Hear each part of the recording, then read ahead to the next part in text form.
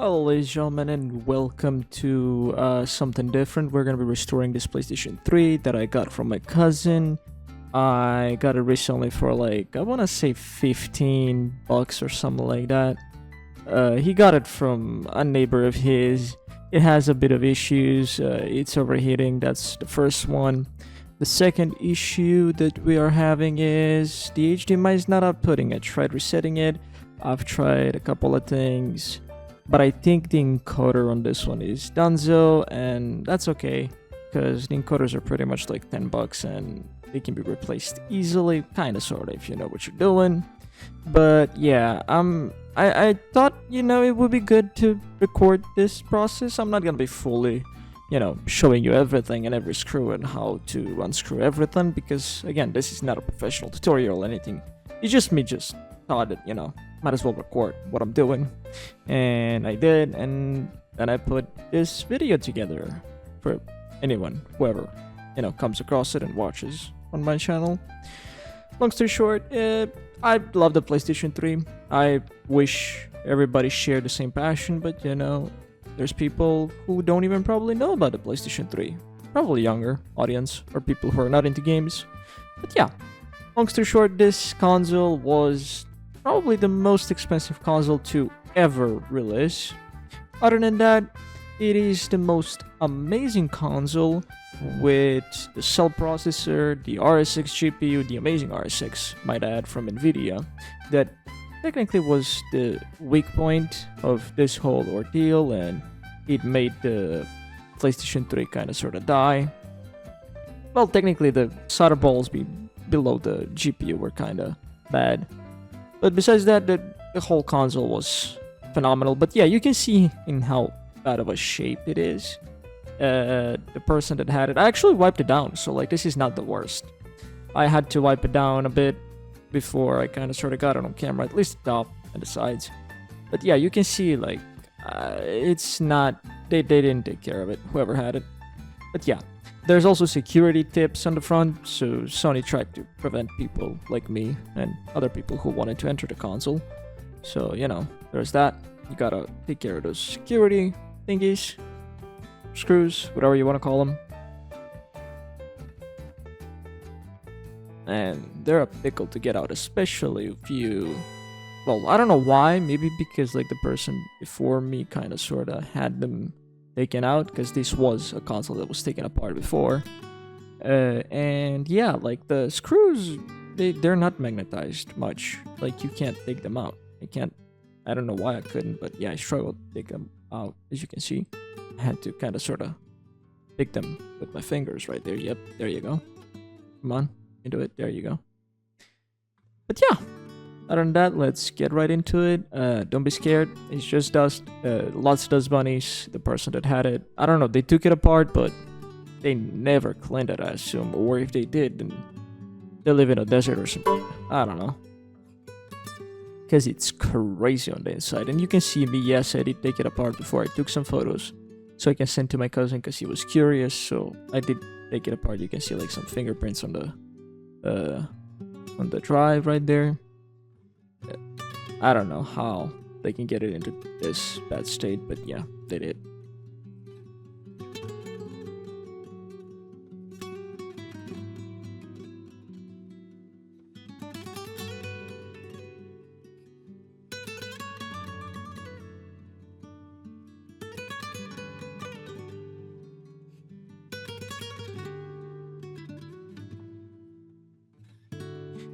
Technically, this console, for those that don't know, is pretty much the first Blu-ray drive, if you will, and it just brought in the whole price of Blu-ray players at a new and low end for like, I think it was $5.99 on release. I never had it, to be honest. I recently got into the PlayStation 3 and it was an amazing time that I had, and I'm still having a blast. Like, I'm trying to record some stuff in the background. Well, I'm trying also to juggle a couple of things, like recording, like life, and yeah. But long story short, it's also the first console to bring online. PlayStation 2 kinda sorta had online, but this is the one where they were like, okay, we need to bring in friends we need to bring in this, we need to bring in that, you know. Whereas Xbox had it, I think, since like 2002, if I'm not wrong.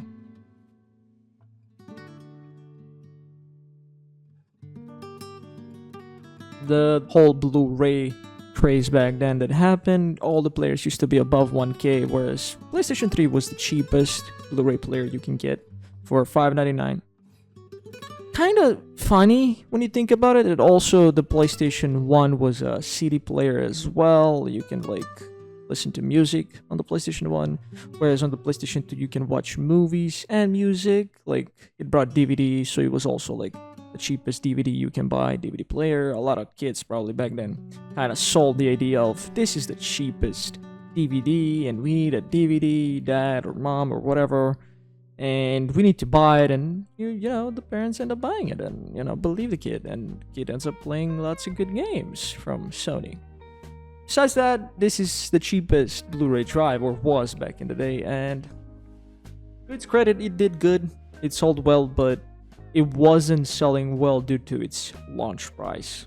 Then again, it was also selling at a loss. It costed Sony like, I think, above $830, $40 if I'm not wrong, to actually make a console, and they were selling it for $5.99 or $4.99, depends which, the core or, you know, the better version with 60 gigs.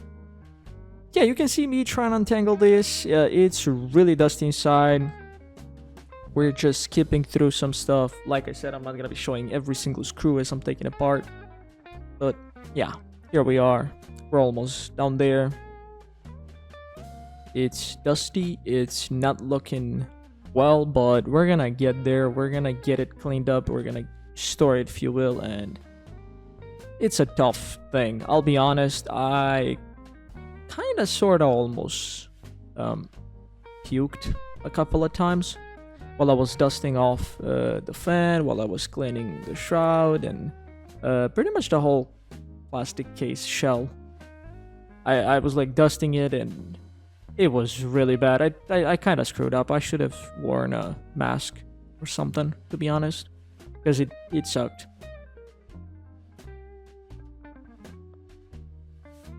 Another fun fact about the PlayStation 3 is it used the Cell Broadband engine processor, which was a crazy processor. If you think about it, it was even faster compared to the AMD Jaguar that was featured in PlayStation 4. I don't know why. I mean, technically I know why. 𝒘𝒂𝒕𝒄𝒉𝒊𝒏𝒈, the guy, the father of PlayStation, was just a genius when it comes to, you know, pushing boundaries.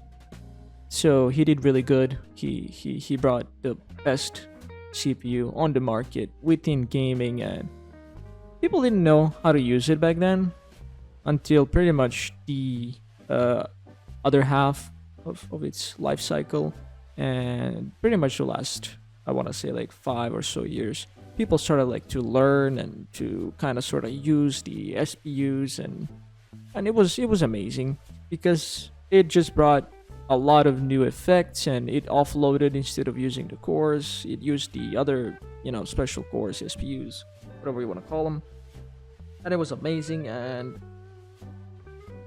sure, the launch games didn't run as well as the Xbox 360, but it, like I said, at the end of the whole console life cycle, it was going crazy. It was really good looking, and games started like looking as they should.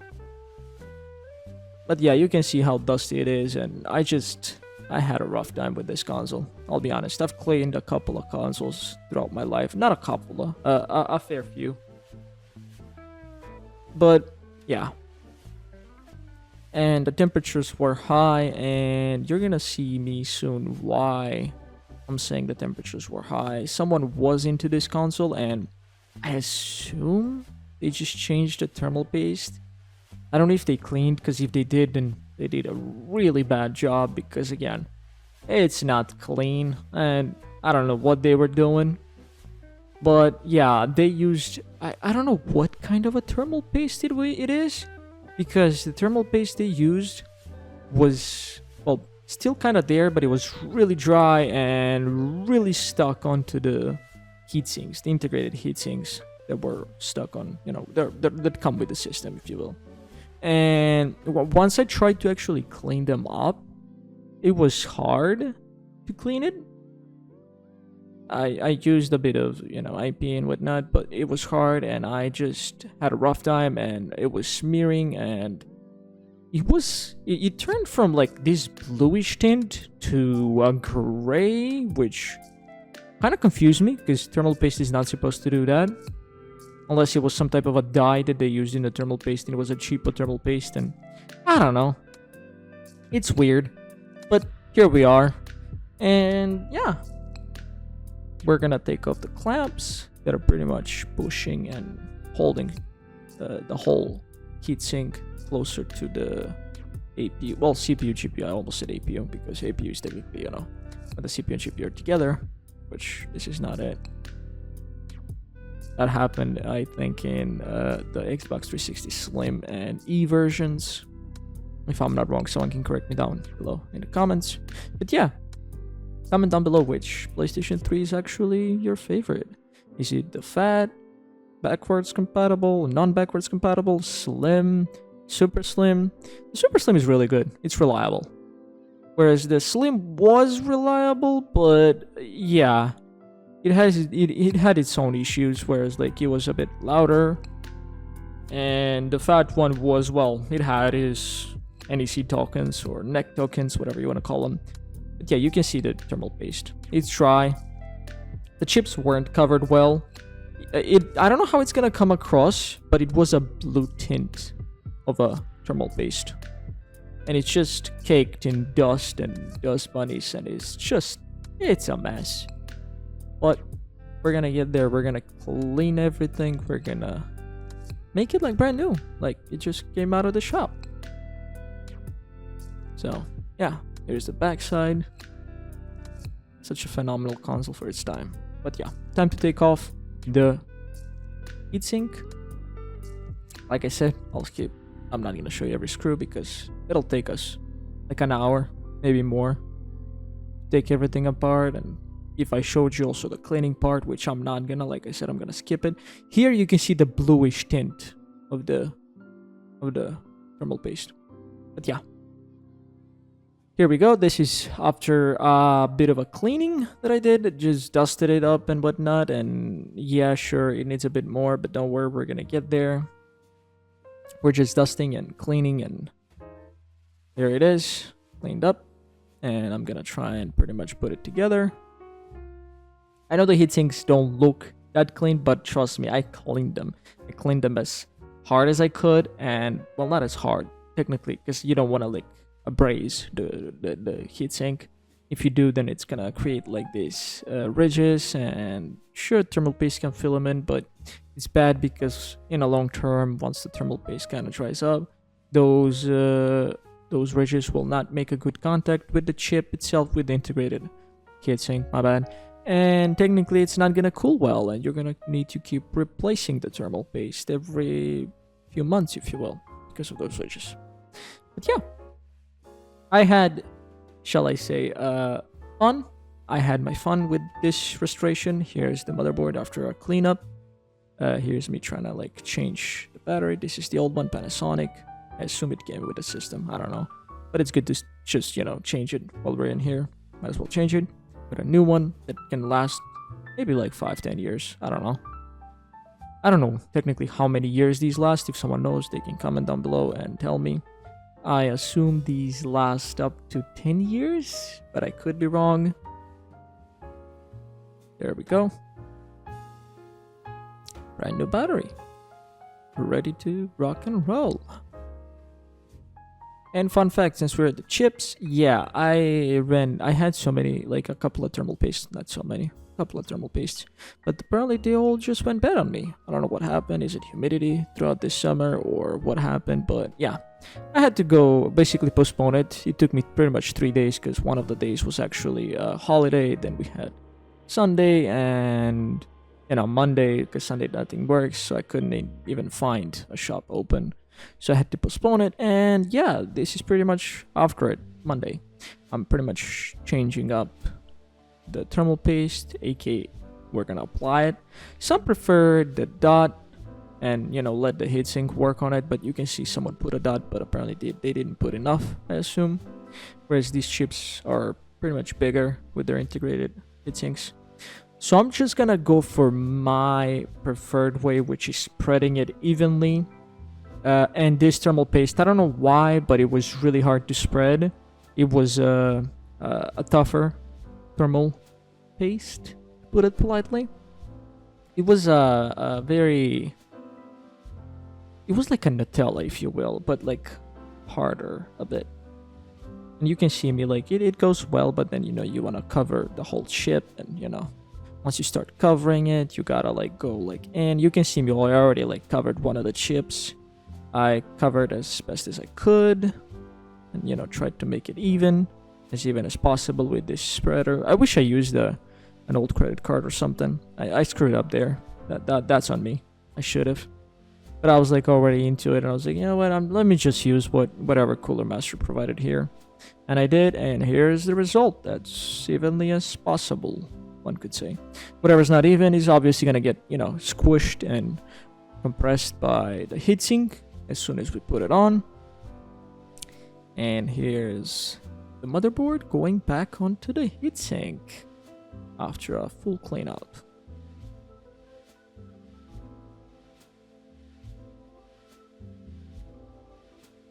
If this is something that, I don't know, whoever watches, out of the probably 10 people that are gonna watch, whoever watches and enjoys this and likes and wants to see maybe some other systems being opened up and cleaned up and restored to its former glory, like a PlayStation 2 or maybe an Xbox 360, Slim. I got a couple of systems in my own collection. So if you want to see this, or if you prefer this, you want to watch this type of content, drop a comment down below, like this video, subscribe for more if you're new, because like 90 to 99% of the viewers are pretty much new people coming in, watching. And I get it, not everyone wants to subscribe, because it's a bit of a hassle, but it's free, and it helps the channel grow a bit. And I'm already on a road to reach 2,000 subscribers. Hopefully we can reach them within the next 2 years, I guess. I don't know, we'll see. But yeah, we want to spread out the pressure when we are actually screwing in. You don't want to just screw in one side fully, then so basically screw a bit one of the sides, then screw the other side, then screw in fully, then screw in fully. Again, screw in a bit, then screw on the other side of the clamp. I assume you call them clamps, right? Then screw in back on the first one, then back and forward, and yeah, pretty much spread out the whole pressure evenly. You don't want to like just pressurize on one side and then compress on the second side. Or at least I'd like to think, technically in my head. That's how I see it. Let's get this cooler inside installed. I know it's not the cleanest, but trust me, it was caked. It was really hard to get everything clean, but it is cleaner than it ever was before. I gave a bath to the case. I actually bought a brand new top part because I don't know if you saw it in the start, but it was actually cracked where the disc goes in on the Blu-ray. And I was like, you know what, might as well buy a whole new top piece, shell, whatever you want to call it. And I also bought the new button because you saw it, the corner was kind of, I don't know, I guess it's not a fall, I assume. I don't know what happened, but yeah, I bought a new button piece with the motherboard, and I bought a new top piece, and I was like, might as well just invest some more. And here's the button piece. It's new, it's saved up. I think I paid $15 for the top piece, 14, 15, something like that, with shipping to my place. And yeah, it's really far, as far as we know, you can grab pretty much a whole PlayStation 3 for that money. Technically it's not gonna be in a good shape, but it is a PlayStation 3 at the end of the day, and that's what matters. And this cable is really finicky. It just, yeah, it gave me a bit of a trouble. I skipped out a bit, you can see. There you go. Put it in, yep. And then, you know, I got the drive in, and then I put the whole button inside. Well, buttons, it's not just one, you know. You got the eject and the power button. So here we are. Everything is starting to come back together. We gotta plug in the Blu-ray drive ribbon, so the Blu-ray drive can get, you know, well, technically the laser can get its power, I assume. I assume, I could be wrong, but I think that's what gives the power, unless it's one of those three in the back. This clicks in.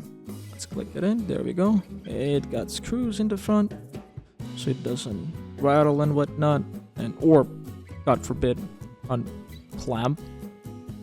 Here's the shielding, or whatever it was called, on the top that pretty much holds everything together, the casing. Let's put this screw in, and there we go. Time to flip it around so we can actually connect the back ribbons, the 3 back ribbons. There's one. Okay, I connected them, and I've put in the power supply. Let's plug it in, and yep, it's good. It's alright. It's clicked in.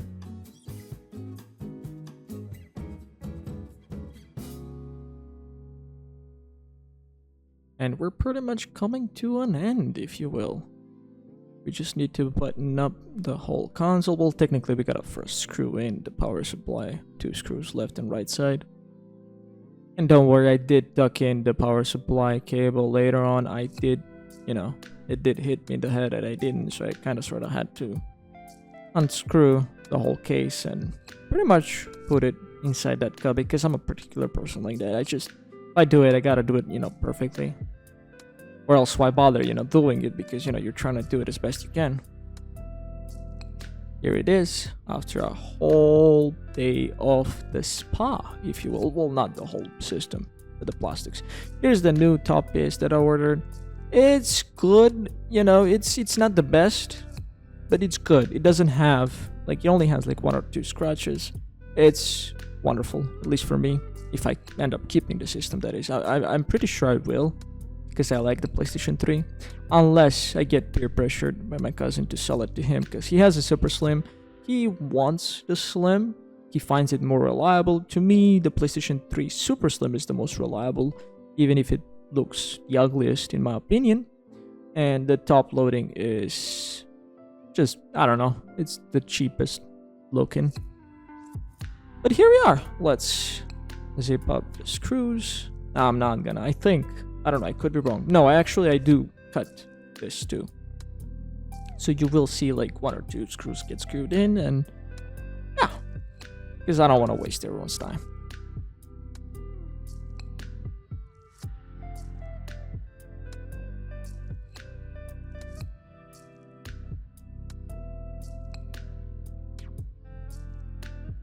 I'd like to think that the Xbox wouldn't have actually passed the PlayStation 3 wouldn't have passed the Xbox 360 if it didn't release the PlayStation 3 Super Slim. If they didn't release it, and if they kept the $299 price tag, they wouldn't have passed the Xbox. That's my opinion. Again, I could be wrong, but I think that's what happened. That $199 drop and that new redesign helped PlayStation push just enough hardware sales so they can actually overtake Microsoft Xbox 360. And I'm glad how the PlayStation 4 and pretty much AMD kind of sort of saved each other, if you will. AMD was in a deep trouble because their chips weren't selling well, and PlayStation and the console market, if you will, kind of sort of saved it. So we gotta thank every single console buyer, well, especially the PlayStation 4 and, Xbox One, because those guys actually saved the console. Well, AMD and, the whole market. Not really, but yeah. And here we are. This is the end, if you will. I want to say thank you so much for watching this video. I hope you enjoyed it. If you did, please drop a like. If you didn't, you can dislike the video as always. Thank you again. Subscribe if you haven't for more content like this, or gameplays if you're into that. And I'll catch you guys on the next video, or maybe, who knows, restoration project like this. Here's the finished product. I'll let you enjoy the last minute of it, and I'll catch you on the next one. Thanks again, and bye bye guys.